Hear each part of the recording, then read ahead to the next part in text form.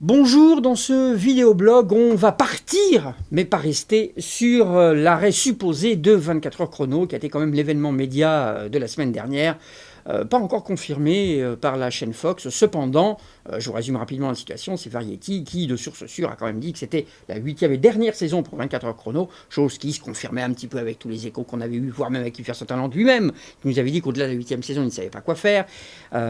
Et l'annonce du fait que la série serait peut-être reprise, en tout cas intéressée une autre chaîne comme NBC, confirme qu'a priori la Fox n'en veut plus. Mais bref, je ne veux pas rester uniquement sur le simple sujet de l'arrêt d'une série, mais simplement sur la coïncidence qui fait que le jour où 24 heures chrono s'arrêtera, si c'est bien la dernière saison et le dernier épisode, la veille, Lost aussi s'arrêtera, et ça par contre on le savait, le dimanche donc, dimanche Lost, lundi 24 heures chrono, et que Nip Tuck, une autre série un peu emblématique des années 2000, de ces années dans lesquelles les séries ont été vraiment impertinentes et différentes, s'est arrêtée il y a déjà quelques jours aux États-Unis dans l'indifférence absolue et générale, même en France, on ne le savait pas.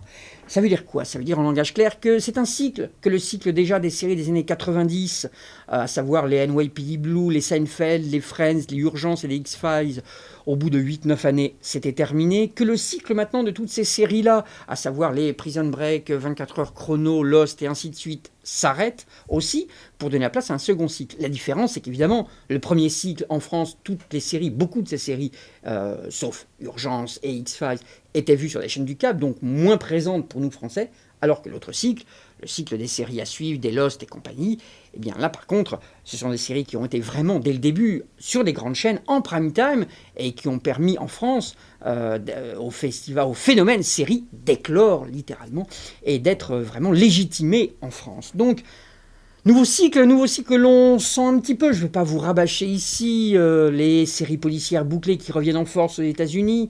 Je peux simplement vous dire que ce que l'on sent quand même beaucoup, c'est que les séries du câble et du satellite commencent vraiment à avoir leur place. Vous allez me dire, depuis Soprano, évidemment, c'est pas nouveau. Cependant, de plus en plus, regardez, rien que le 1er avril, il y aura sur Canal+, au début de Nurse Jackie, série du câble. Et quelques jours plus tard, c'est le 4 avril que Série Club va démarrer Mad Men, autre série du câble aux États-Unis. Des séries qui ont quand même énormément de succès critique, succès populaire moindre, mais cependant important. Et puis un autre élément quand même. Dans un magazine comme Entertainment Weekly, dans leur numéro de fin d'année, je sais c'est un peu ancien, eh bien il y a comme d'habitude la liste les meilleures séries de l'année. Et bien devinez, il y a autant de séries du câble que de séries du RDA. Parmi les séries du câble, il y a True Blood, il y a Son of Anarchy, il y a Nurse Jackie, il y a Breaking Bad, il y a Mad Men, et pour les autres, il y a Glee, The Good Wife, il y a aussi, je cherche, Modern Family, excellent sitcom, et Fringe. Bon, ça c'est une critique, donc 5-5. Ça veut dire que ce n'est plus une domination des séries faites pour le herdien, donc faites pour plaire à tout le monde, face à des séries un petit peu plus anonyme, un petit peu moins regardé, mais à fort aura médiatique, ça veut dire que là maintenant on est quasiment sur un pied d'égalité. En termes d'audience, pas encore, mais cependant en termes de reconnaissance, là on y est complètement.